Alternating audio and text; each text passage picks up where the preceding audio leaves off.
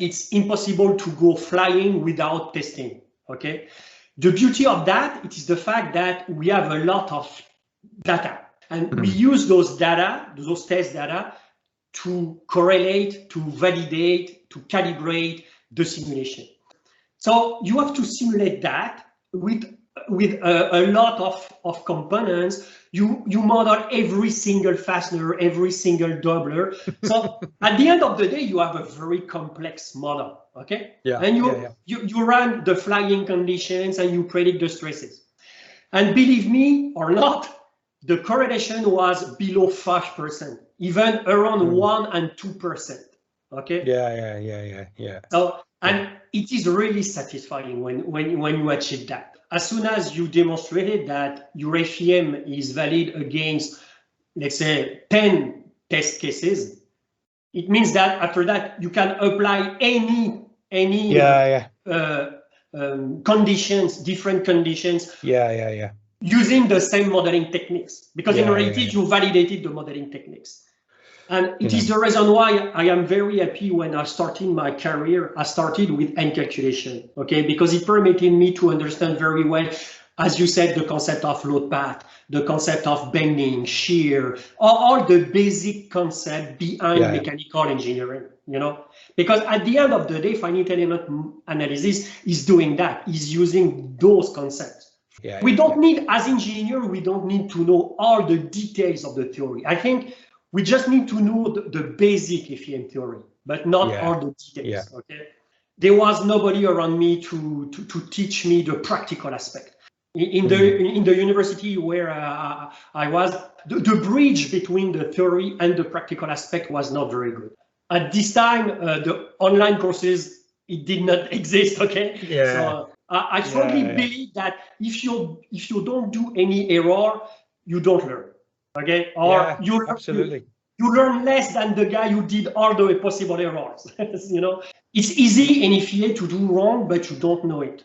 A guy close to you is doing an FEA, he's asking you a question, you dig into his FEM and you realize that there are many errors. We have to explain people the modeling techniques. We have to come back to the fundamental, to the basics, and put in a book all the details about the modeling techniques. So you felt a passion to give a younger version of yourself the learning that you had made. Okay. When you need to understand the FEM theory, you need books, but I found nothing about the practical aspect. I had to learn with trial and error. It leads to frustration. Okay, so it is the reason why I decided to put that together. So all those basic modeling techniques are on one book. I took courses in order to learn how to publish a book. I met a lot of people from the publishing industry, and I love that. I learned many things about that, about the publishing industry, and it's a very fascinating industry. Do you have any plans for other books in the same topic, or maybe completely different topics? Okay, that's a great question, Stefan. I have a breaking news for you, okay? Because I'm going to publish a new book this fall, okay? So a book about FEA for sure, another one, but a little bit different. Let me explain you the project. Dominique Madier is an experienced FEA specialist, teacher and book author with a career spanning over 25 years in engineering simulation. Originally hailing from France, where he worked in commercial aircraft engineering at Airbus, he relocated to Montreal, Canada to work on a variety of structures, including fuselage development at Bombardier and jet engines at Pratt & Whitney. He currently works in a lead FEA engineer capacity with Beta Technologies, focused on eVTOL aircraft. Along with Dominique's day job, he runs the FEA Academy, delivering practical training in linear and non-linear FEA. His seminal book, Practical Finite Element Analysis for Mechanical Engineers, has sold in the thousands and is a revered resource for anyone wishing to bridge the gap between the theoretical and applied aspects of FEA. In this conversation, we spoke about the educational issues that aspiring simulation engineers face, the motivation for his first book and foray into self-publishing, and in a breaking new style, plans for a second book. Recording is going. Right, cool. Okay, great to be here. Nice to see you, Dominic. So, nice to see you. Yeah. Can you give a bit of background to yourself about how you got involved with simulation, the kind of things that you started out with, and then we'll go on from there. Oh yeah. So it makes now 25 years that I am doing simulation exclusively in the aerospace industry, in structure, to develop structural aircraft, helicopter, engines, what we call in the domain primary structure, you know, like fuselage, wing, empennage, nacelle, stuff like that.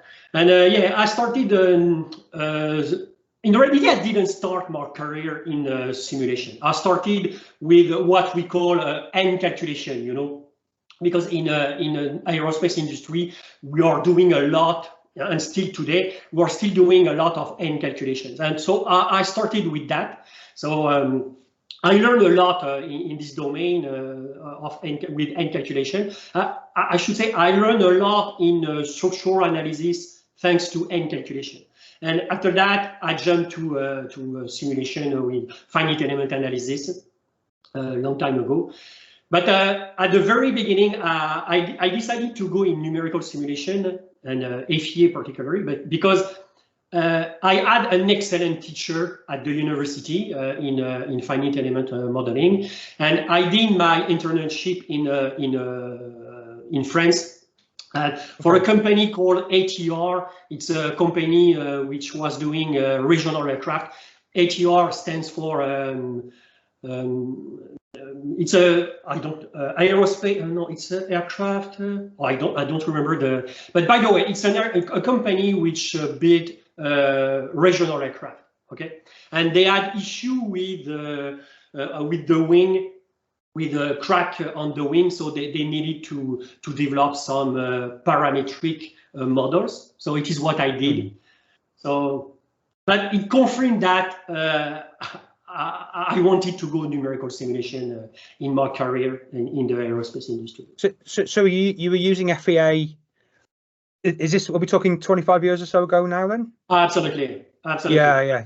Okay. Yeah. So what types of tools and methods were you using back then? It was the tool. It was a tool from Belgium. It's SAMSEF. I'm pretty sure you know SAMSEF. I know SAMSEF. Yeah. You know SAMSEF. Yeah. So yeah, it was this software. So it was very interesting because it was the parametric aspect of SAMSEF, because SAMSEF has parametric card, and you can do some setting in order to build the FEM automatically based on some geometric parameters. So it was what I did during this internship, developing those parametric models for the repair of the wing of the ATR 42. I remember SAMSEF. I think I'm right in saying this, because it was the original structural solver within the CATIA V5 environment. Did you ever see that? Yeah. SAMSEF, I didn't know that. I didn't. Yeah. I believe that it was Elfini, the software built in CATIA V5, not SAMSEF. Oh, okay. Elfini was not SAMSEF then. It was a different company. No, Elfini is Dassault system. Okay. Yeah, but SAMSEF was used a lot in Europe at a certain point. Yeah, there was some link between CATIA V5 and SAMSEF. I can't remember. Probably. It's a long time ago. Ago. Yeah. Okay, so you're working. So you'd finished your university study. Did you study aerospace or aeronautical engineering? Yeah, I study engineering, mechanical engineering, and aerospace. Yeah, exactly. Okay, gotcha. Yeah. And during this course, I took obviously the finite element modeling course. So yeah. Okay. And did that course involve the theoretical or the numerical background to FEA? Absolutely. And then some application with SAMSEF to allow you to. Exactly. Okay. Exactly that. We started with the theoretical aspect, a lot of theory, and after that we jumped to the practical aspect with SAMSEF and NASREM both. Yeah. Okay. And from a theoretical background, I remember doing pen and paper calculations with beam stiffness matrices and things like that. Did you do anything where you maybe looked at computer coding yourself to look at any of the numerics of this? No, I didn't do that. What we did from a theoretical aspect, it was more how to say that it was really how to build a stiffness matrix, how to solve a stiffness matrix, the numerical methodology, but we didn't code the software ourselves. The objective was just to understand what the software is doing in the background. Okay. Yeah. And to me, I think for an engineer, it is the most important thing. Okay, because as an engineer, we don't code anything. We don't code our own FEA software. We are using existing software. But it's very important to understand what the software is doing. I think it's very important. Absolutely. Yeah. We don't need, as engineers, we don't need to know all the details of the theory. I think we just need to know the basic FEM theory, but not all the details. Okay. Yeah. If you want to work for a software company and to develop, to be involved in the development, it's another story. In this case, you need to know all the details of the theory. Yeah. But as an engineer, you just need to know the basic theory. But you are a better FEA engineer if you know the theory, I think. Yes. Oh, 100%. Yeah. I mean, the reason why I asked that question is that you learn that basic. In my case, it was a rod truss type model, stiffness matrix. Yeah. Very, very simple. Probably axial load only. No moments transferred. And then, there is a big jump from the shape functions and element formulations from that simple example through to the FEA code, isn't there? But like you say, as long as you know the fundamentals of what's going on, then that's a good starting point, isn't it? Absolutely. Yeah. Okay. So you're now in the, was it NTR, the regional aircraft company, doing an internship? Yes. And then how did your career move on from there? From there, yes. From this internship, I graduated. I obtained my diploma in engineering, mechanical engineering, and aerospace. And then I started to look after a job. And at this moment, there was a lot of work in France for Airbus, because Airbus was launching a new project. So I started to work on the A340-500 and -600. Okay. Yeah. As a stress engineer, so starting with end calculation, and after that to numerical simulation by FEA. So it was in 1998. So 25 years ago. Yeah. Gotcha. Now the thing I'm intrigued with, because I was learning commercial software and the job, if you like, at that time as well, and I was working with Abacus, and I found it very difficult to get up to speed. I didn't have a team of people around me who I could ask, what does this do? What does this do? Blah, blah, blah. Yes. So how did you find the learning experience back then? How did that go? I found it very difficult because there was nobody around me to teach me the practical aspect. And it is at the university, the practical aspect, I have to say, it's not very good. In the university where I was, the practical, the bridge between the theory and the practical aspect was not very good. Thanks to my internship, I was lucky because I touched practical aspect, but I needed more. Okay, so at the very beginning of my career, the practical aspect, it was very, very, very tough. Okay, so and unfortunately around me there was not a lot of people very how to say that, with a lot of experience in finite element analysis. So I had to learn on my own by trial and error. Okay, I have to say it's not bad, because when you do that, you learn a lot, but it's time consuming. Yeah. You know, because trial and error, it's more error than success. So trial and lots of error. Exactly, exactly. But you learn a lot.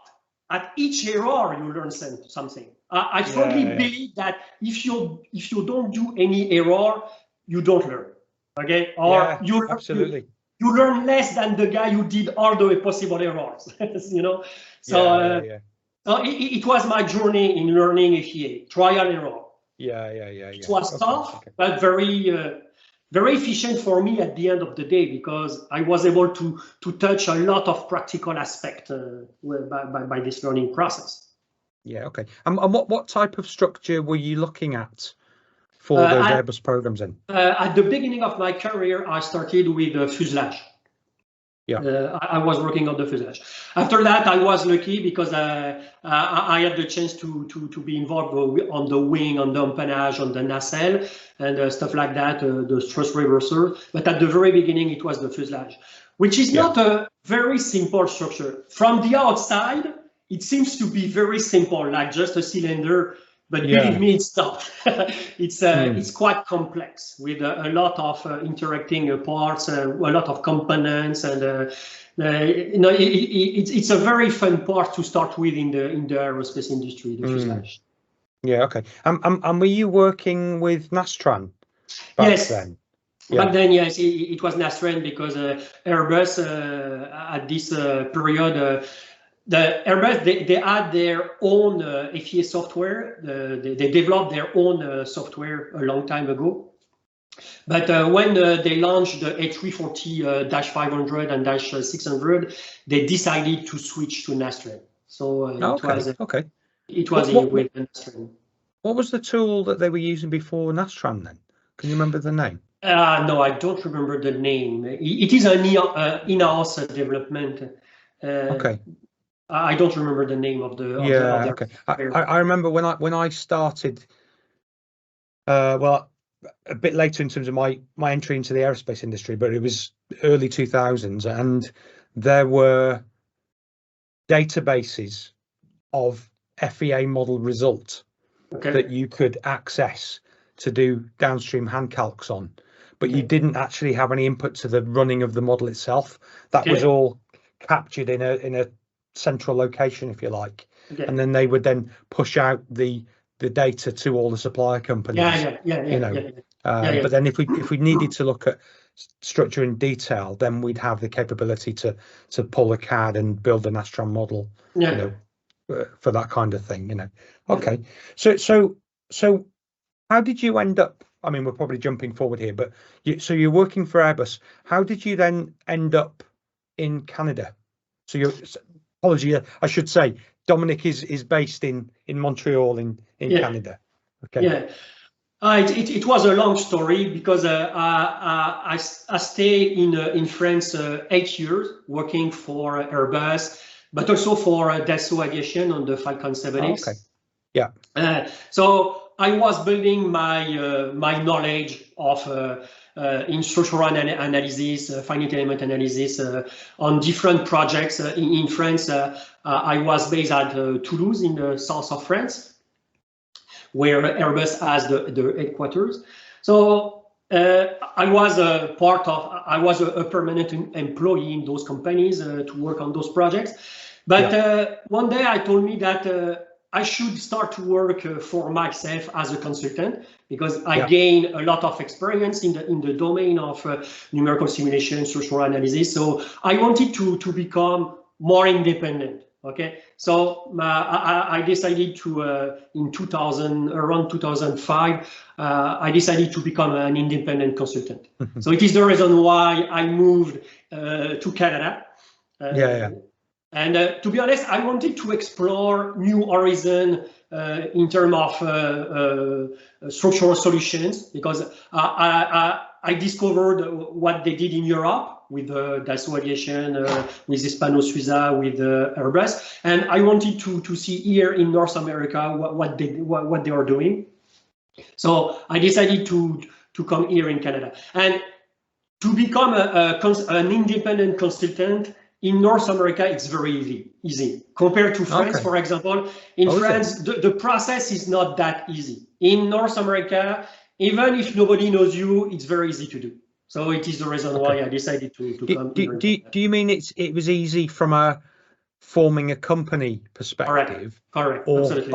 Okay. Absolutely. But in terms of finding somebody who wants your services? Both. Okay. Both. Okay. Yeah. We had the same thing in the UK. I did the same thing in 2005. Exactly the same.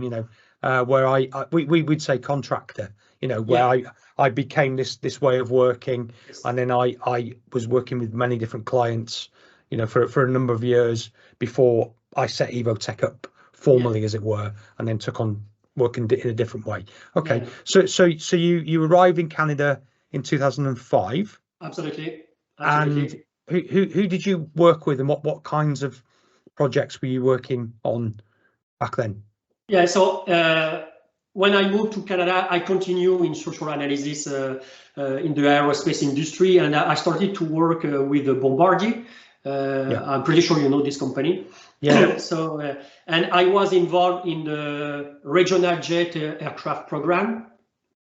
And after that, I was involved in what they call the C series commercial aircraft, which it became the A220 for Airbus after that. And then after that, I worked on business jet aircraft, a composite business jet aircraft, the Learjet 35. Yeah. And after that, I worked for Pratt & Whitney Canada, always as a consultant. It's more on the engine side, okay, the engines. And now I'm working for Beta Technologies, an eVTOL company here also. But it's an American company, but we are doing the structural analysis here at Montreal. Yeah, okay. So it is my journey in North America. Yeah, gotcha. Well, we spoke a little bit before we turned the camera or started the recording about your work with Beta, and it sounds, I think you said you're a group of 4 people involved in the structural FEA. And in FEA, yes, in FEA we are 4, Yeah, okay. And that well, you say, but you feel like you're part of a big team in terms of the production capability and what have you as well. Yeah. It's the structure team. It's a team with 70 engineers. Okay, so it's a big team. We have designers, we have a stress man, we have MMP people, manufacturing people. So it's a big team. But just in FEA, to support the FEA activities on this program, we are 4 engineers in FEA. Absolutely. Yeah. Okay. So we'll talk a lot about your educational material and the book you've written and the courses that you've published. But in terms of your learning curve along the way, how much formal learning have you done in a professional environment? How much of it would you say is learned on the job from your peers? How does that look? What's the kind of breakdown there? The learning process, for my case, it was like a mix between hands-on the project. Okay, you work on a project, so you learn something. And on top of that, I took some courses, okay, from MSc, because, for example, I am working with Nastran, so I took many courses from MSc, and also I took additional courses on the practical aspect of finite element analysis. Okay. Okay. So at this time, the online courses, it did not exist. Okay. Yeah.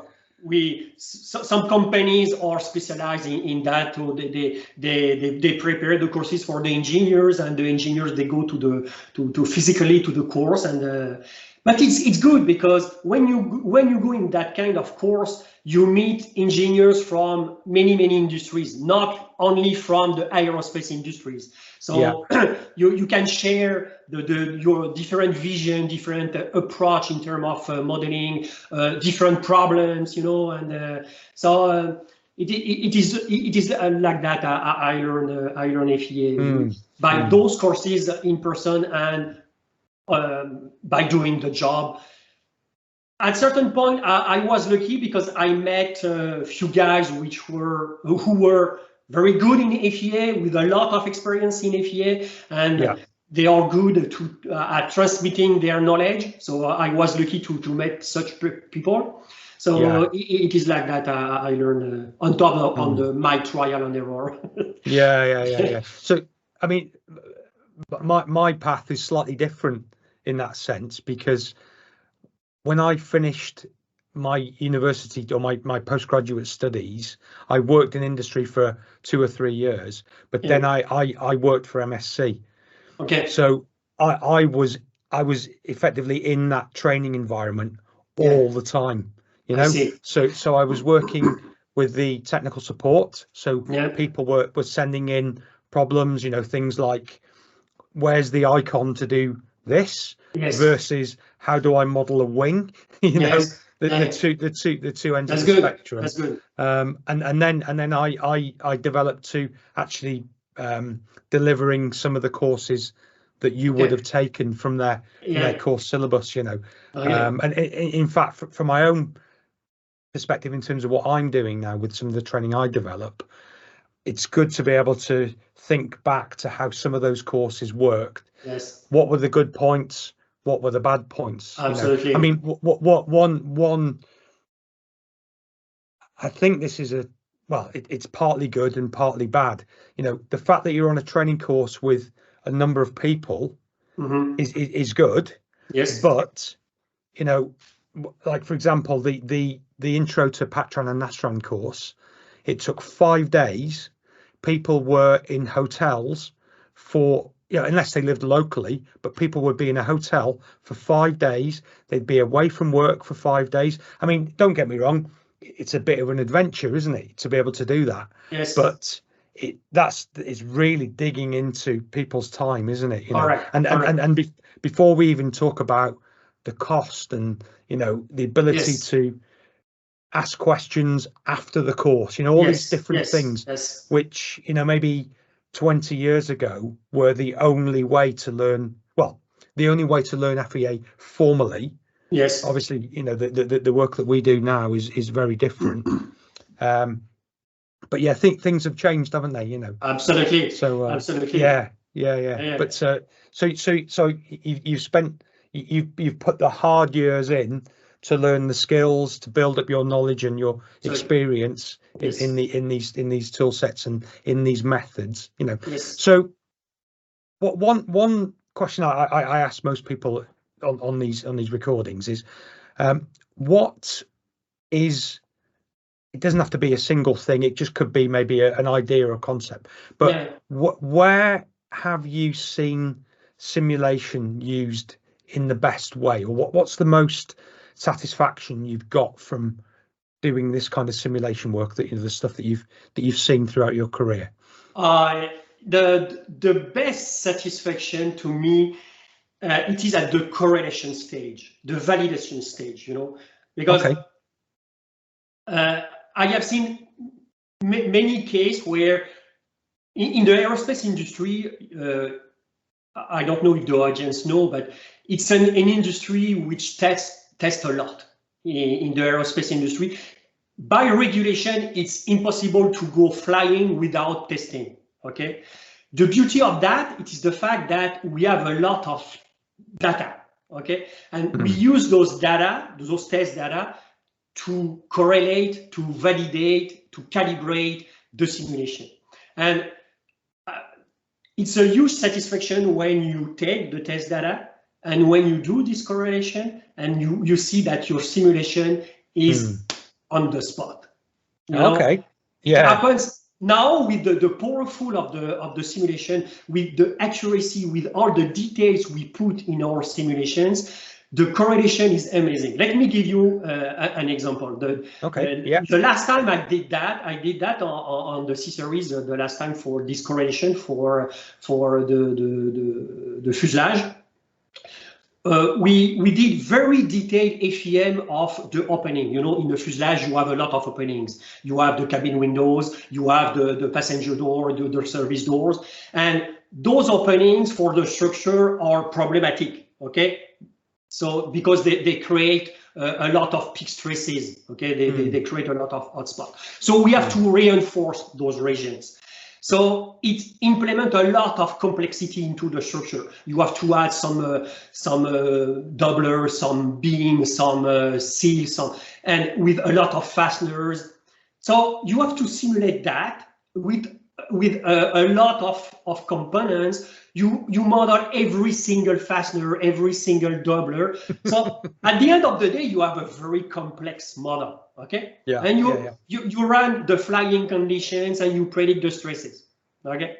And from that, you size the different parts. Yeah. You can say, you can believe that, okay, a so complex model, impossible that is accurate, okay? But believe me, when on the test, what we did, we installed some strain gauges. We had a lot of areas around the openings or on the fuselage, and we collected a lot of data. And then after that, we started the correlation process, and we calculated what we call the validation factors at each strain gauge locations. And believe me or not, the correlation was below 5%, even around 1 and 2%. Okay. Yeah. So, and it is really satisfying when you achieve that. Okay. Yeah. Because for a long time you work on the development on the project. You're doing a lot of simulations. The design evolves. You update the FEMs. You gain in complexity, but you don't have the test data. Okay. So all the design rely on your FEM. But at the end, you validate with the test that your FEM was right. It's very satisfying. So the physical test was occurring completely independently of the analysis work that you were doing. Yes, and very late after the design is frozen. Okay. It arrives as a validation. So it means that when you develop your finite element model, you have to make sure you use the proper modeling technique in order to be sure that your simulation is accurate and reliable. Yeah. Okay. And lots of questions are coming to my mind now from that.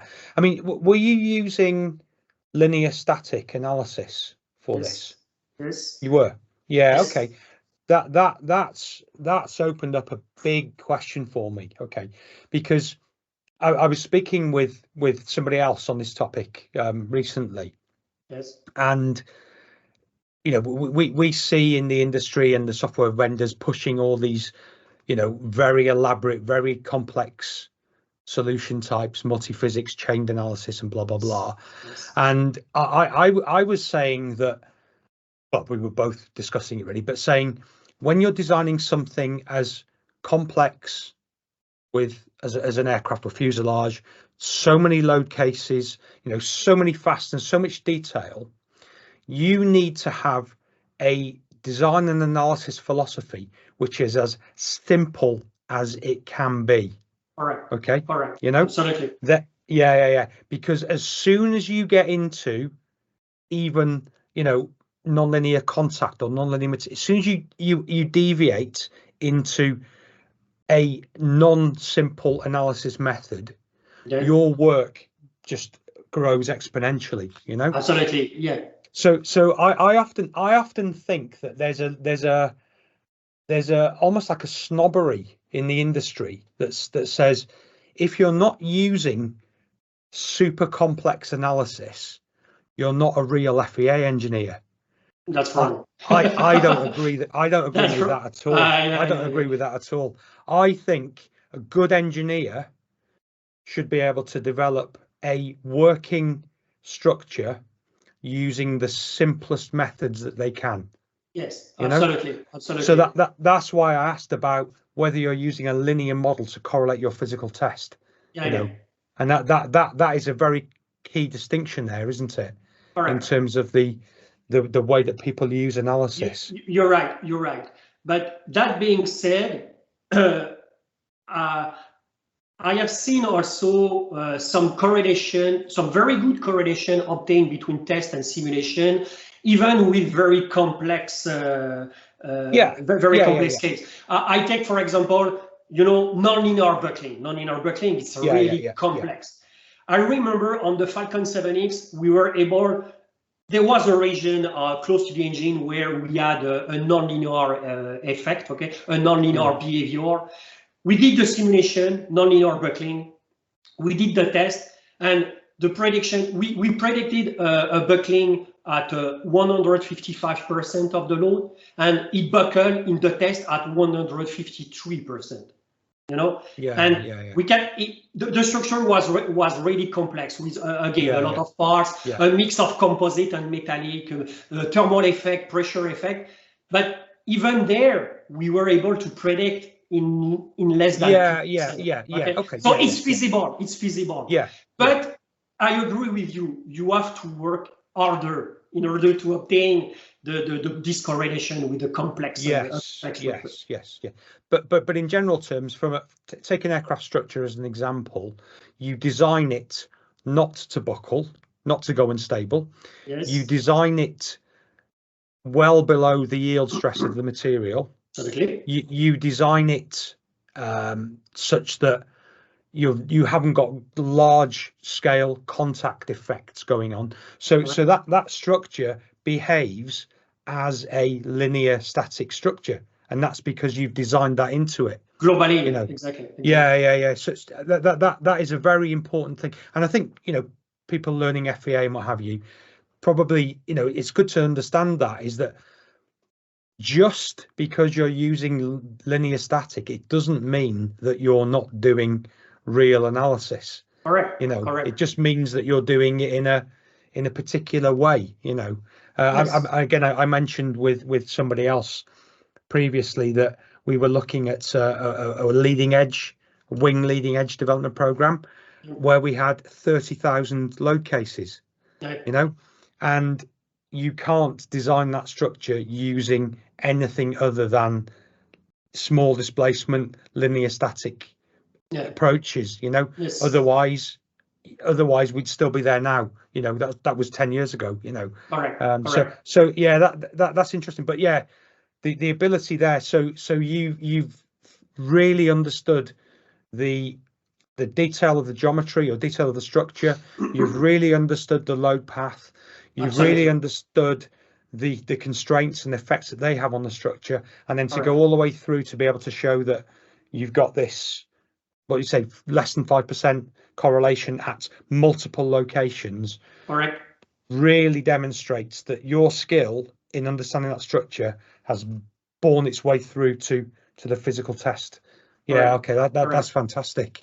And from that you can build, because as soon as you demonstrated that your FEM is valid against, let's say, 10 test cases, it means that after that you can apply any conditions, different conditions. Using the same modeling techniques, because in reality you validated the modeling techniques. Okay. No, that's great, Dominic. Thank you. I mean, the second part to that question is, what is the worst examples, or the worst conditions or situations where you've seen analysis used in the wrong way? Have you got any thoughts around that? But I would say the wrong way an example of wrong way to use FEA, it is doing an FEA when you can do end calculation. Sometimes some people are doing an FEA while end calculation can do the job. Not most of the time, but sometimes it happens. Sometimes the end calculation methods, the analytical methods are very good, you know, and they are enough and faster compared to compared to an FEA. Okay. So as I say, I like to say, use FEM just to solve complex problems that you cannot solve with end calculation. And with that, you will be good. But it's not, I know that especially the students from university, they want to use simulation. They want to start the software, the FEA software, starting machine, put the properties, apply the loads, obtain deformation, color. It's fun, I know, but sometimes you don't need it. Sometimes just do end calculation. We have very good end calculation analytical methods in the literature. We have plenty of books with very good methods. Sometimes it doesn't work because the end calculation methods are too conservative, because in order to apply the analytical method, you have to do some assumptions, reductive assumptions, and it doesn't work. So in that case, you can go with the simulation, with the finite element. Of course. When you have secondary effects, something like that, you need the finite element analysis. And it's crucial though that there's no divide. FEA model versus analytical method, they coexist, don't they? You know, and certainly for verification, they have to be there, don't they? You know, to be able to understand the way that a piece of structure is working. And it is the reason why I am very happy when I started my career. I started with end calculation, okay, because it permitted me to understand very well, as you said, the concept of load path, the concept of bending, shear, all the basic concept behind mechanical engineering, you know, because at the end of the day, finite element analysis is doing that, is using those concepts from a numerical point of view, okay?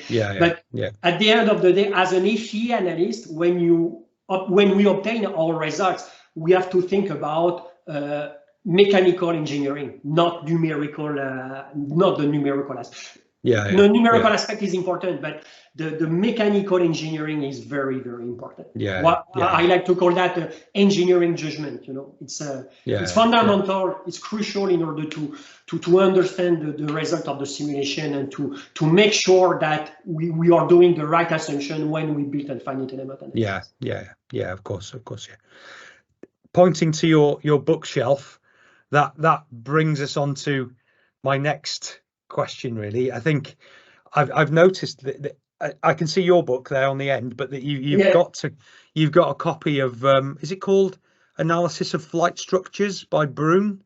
Oh yes, the famous Brune. The famous Brune book. Analysis and Design of Flight Vehicle Structures. Analysis and Design. Very, very good book. I think your book is probably going to be as famous as that at some point as well. You know, people will talk about Madier the way they will talk about Brune. You know. I hope you're right. It will sell for $500 a copy. You know.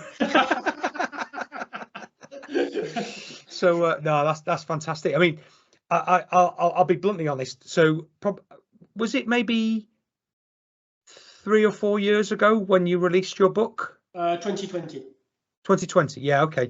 So 2020 was when I first released one of my first online course, Intro to FEA with MSc Apex, you know. And you know, I was so invested in developing this online platform and blah blah blah. And then from the side came, whoof, somebody's released a textbook on FEA. And I thought, goodness me, people still write textbooks in the 21st century, you know. I thought, this is incredible, you know. And I thought, no, this can't be right, you know. But I bought a copy pretty early on, and I was I know. I was knocked over. I see it behind you on your it's there, yeah, it's there. Yeah, you can probably see it. Yeah. Two things. First thing is, so I work in two offices. I have a home office and another office, and I either walk with my laptop or I use public transport. Okay. If I want to transport your book it's a problem. From one to the other, I have to go by car because it is a very, very comprehensive book. I know. You know, I suggest you buy two versions, two copies. One for your office and your for the two offices, I say. Yeah. But no, I mean, joking aside, that book, if I'd had that book 15, 20 years ago, it was, you know, I'm not suggesting that it's out of date by any means. It's absolutely current in terms of people's learning and understanding. But some of the topics and aspects and practical things that you've got in there and the way they're connected is something that I just couldn't get hold of back then. You know, 15 years ago, a textbook on FEA was incredibly mathematical, you know. Hey, I like the mug, by the way. Yeah. My favorite one. The Steph one. Perfect. But no, the you know, the content that you have in there covers, you know, like you say, the background to the theory, but also the application. And that, you know, it really is a fantastic resource for people who you know are coming into FEA new, want to look at reference material. You know, I use it myself, maybe not day to day, but I do use it, you know. So what was the motivation for writing a book, first of all? Yeah, the motivation was related to what you explained. When I learned FEA, I was not able to find a book, a resource explaining the practical aspect. As you said, there are plenty of books about theory, FEM theory. And it's good because when you need to understand the FEM theory, you need books. But I found nothing about the practical aspect. So as I told before at the beginning of the recording, I had to learn with trial and error, which is time consuming, sorry, but also it leads to frustration. Okay, so it was that. So it is the reason why I decided to put that together and to have all those practical methodologies, all the basic modeling techniques, because it's very basic, which is in this book. It's not very advanced, it's very basic, you know. So all those basic modeling techniques are on one book. So also another reason why I decided to write the book, it's because in 25 years, by doing FEA, I realized that a lot of people were doing wrong and they didn't know. You know, it's easy in FEA to do wrong, but you don't know it. Okay, and I realized that, you know, a guy close to you is doing an FEA. He's asking you a question. You dig into his FEM and you realize that there are many errors. Okay, and it occurred a lot to me. And I told me, my God, we have to do something with that. we have to explain people the modeling techniques. We have to come back to the fundamental, to the basics, and put in a book all the details about the modeling techniques. So it is the reason why I did this work. And it was based on my own experience, you know, it's basic experience that every FEA engineer is experiencing. Okay, so who has to experience. So it is the story behind the book. Okay, so you released the book in 2020. Yes. When would you say you started to think you were going to write the book? How many? I started the book in 2016.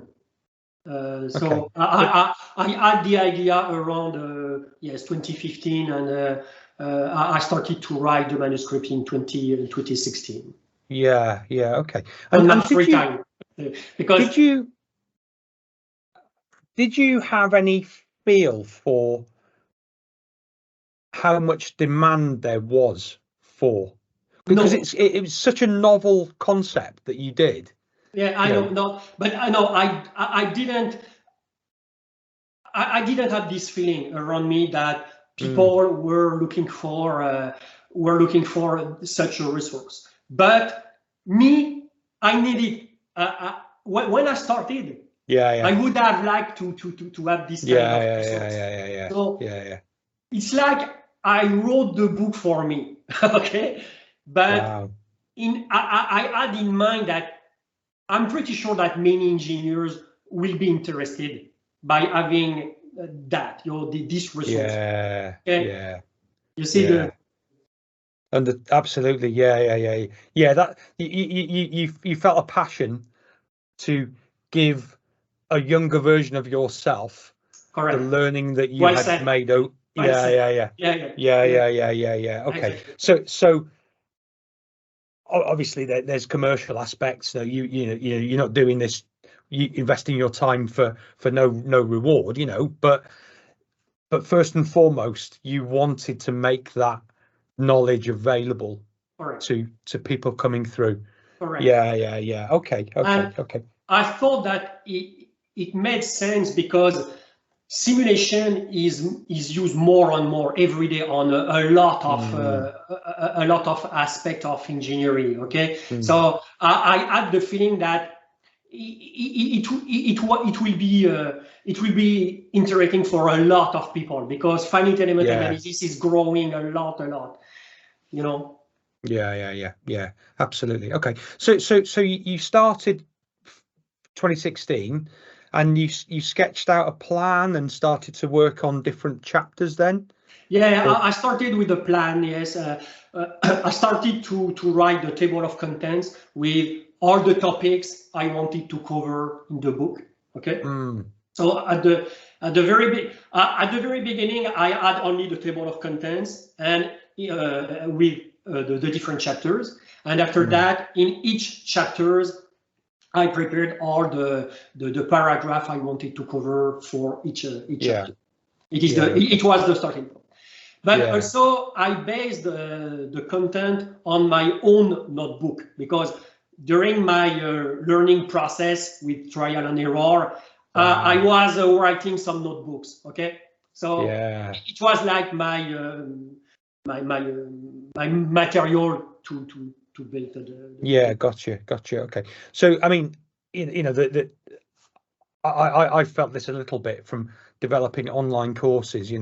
When the product is available and it looks beautiful and everybody is impressed with it and what have you, sometimes people don't really truly understand how much work has gone into something. So true. Now, if that book has taken you 4 years, that is a monument in terms of your tenacity to finish it off. Were there times along the way where you were getting sick of it then, or did you have to push yourself much, or was it quite natural?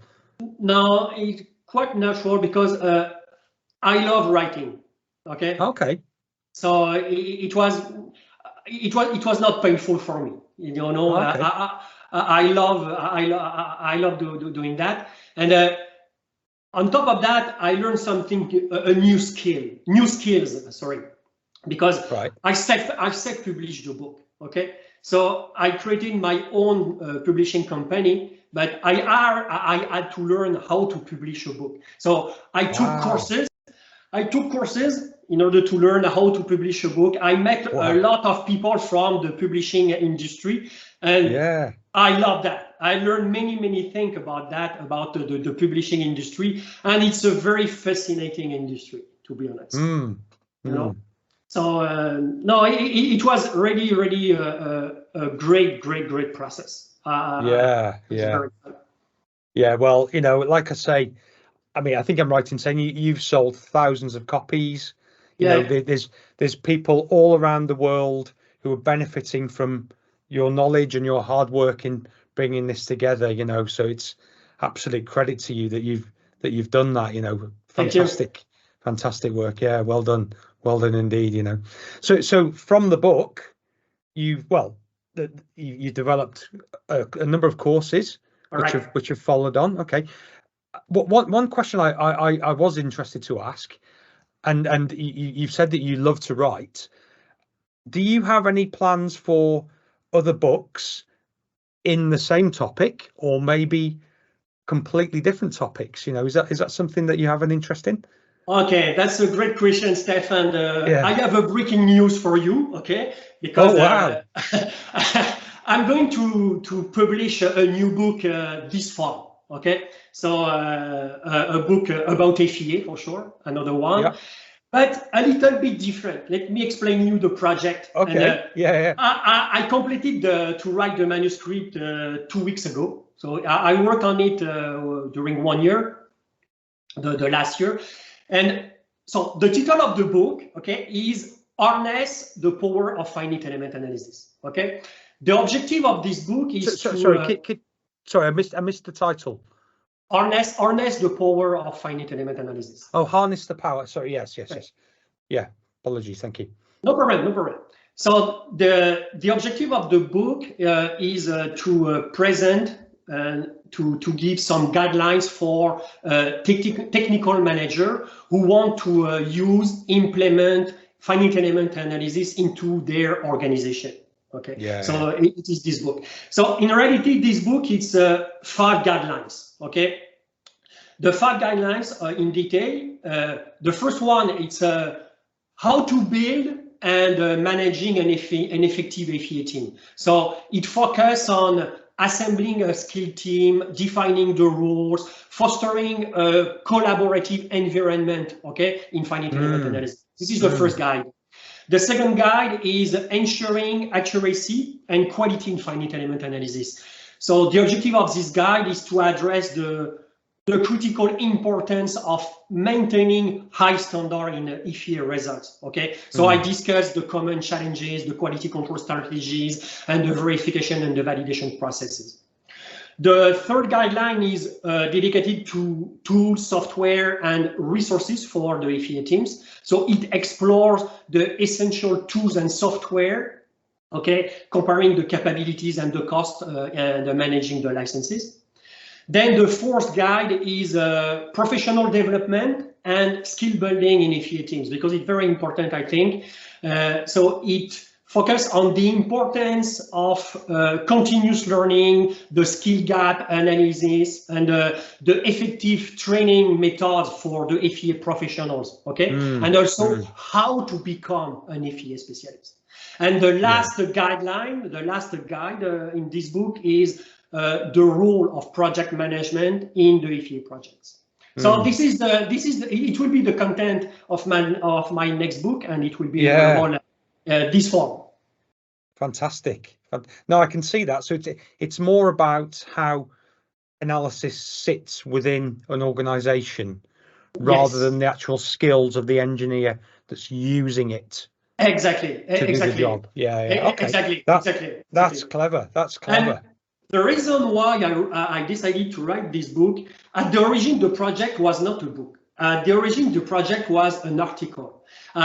Because I would say in the last 2 years, I discussed with many people like you who are using FEA in different industries as managers, okay? They don't do themselves the analysis, but they manage FEA teams or design teams, stress teams using FEA or not. Some of them, they don't use FEA. Some of them, they use FEA. And I realized that we need a reference about the management of the FEA activities. Okay. So I wanted to write an article. So I started to write the article, but I wrote so much that it becomes a book. It became a book.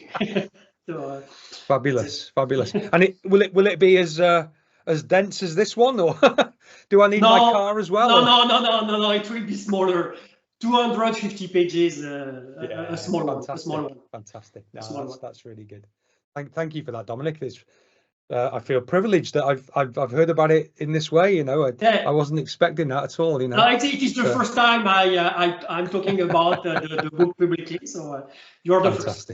Fantastic. No, that's great. Cool. Okay. Well, we've been speaking for quite a while actually. I'm just looking at It's always fun to talk with you, Steph. Thank you, Dominic. Yeah. But before we wrap up, there's one other thing that I'd like to talk about, and this is about where you see simulation going to. Okay? Oh yeah. And I think I mentioned before we started recording that if you ask most vendors where do they see simulation going, yes, it won't be long before they start talking about artificial intelligence. Oh, yes. And don't get me wrong, I'm not trying to belittle that at all. And we can all see at least some of the benefits. I'm sure there's huge benefits that we'll all see. But where do you see simulation advancing in other areas? Big question, but that's a big question, but that's a very good question, because we know that FEA, it's an evolving discipline. Okay, so I love the question.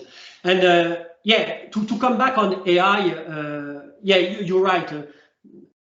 There is a lot of thinking around AI today, but in finite element analysis, we are not still there. I don't see a lot of AI features, but I think it will happen. Okay, it will happen because we are doing some repetitive stuff in finite element analysis, and it is where I think AI will help us a lot as engineers in order to free our brain, because I think it's better for an FEA engineer to use his brain by doing the analysis rather than by doing the repetitive task, the boring task. Yeah. Okay, so I think AI has a good role to play in that sense. But to talk about other topics or other key areas where simulation is expected to advance, I think we talked before about multi-physics simulation. I think it is a key point. I think the need to simulate complex interactions between different physical phenomena, thermal, structure, fluid, within the same model is growing. So advances in multi-physics simulations permit more accurate and holistic analysis of engineering systems. Okay, so I see multi-physics simulation as a key area for the development of simulation.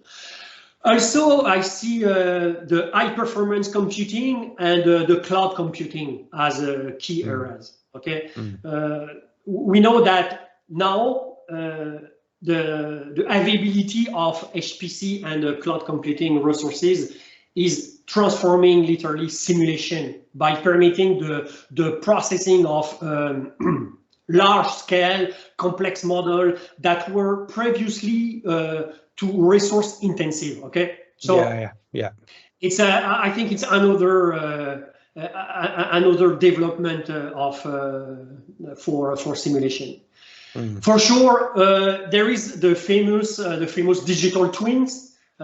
It's I know Nafems is talking about a lot about that, which is I think a good concept on the paper, because I think it's still on the paper. It's not yet in the reality, or maybe I'm wrong, but for the aerospace industry, it's not a reality. Maybe in other industries, I don't know if you know industries where digital twins is very well established, but in aerospace, it is not established yet. But I see a very good potential in that. Okay, because having a virtual replica of a physical system, I think there is good thing beyond that. One of the people I spoke with previously, talking specifically about AI, Yeah. Focused on digital twin. An interesting aspect of that was, rather than having a traditional FEA model to support the digital twin, we have this surrogate model that's developed by the AI. So in other words, you feed in the data from the physical model, from the FEA model. Yes. The AI develops a sort of lower order representation of that detailed model, but that can be actioned far more quickly. So you've almost got like a real-time update that you can have from that intermediate model that the AI has generated for you. And I think that kind of it's not workflow, but that kind of relationship will then be able to be used for things like looking at jet engine performance. If you've got a situation where you've got a fan blade starting to wobble, so you've got a subtle vibration going on, then obviously the Nastran analysis, or the FEA analysis of that is going to take some significant amount of time. But if that piece of work has already been done and the digital twin is there to map that data, then you've got a much better real-time relationship between the physical and the digital representation. Makes sense. So yeah. So very interesting. there we are. No, loads of development. I mean, one thing, we're both still in the thick of it from our careers and our workload and what have you, but this is absolutely still an area that's developing massively, isn't it? Yes. Across the board, and yes. that, all right, that people can be excited about, Yeah. Another one last key area I see where evolution, where development will be done. It's in the improvement of user interfaces. Okay, we know that efforts are being made to make FEA tools more user-friendly. We hear that very often, and accessible to professionals who may not have a deep background in simulation.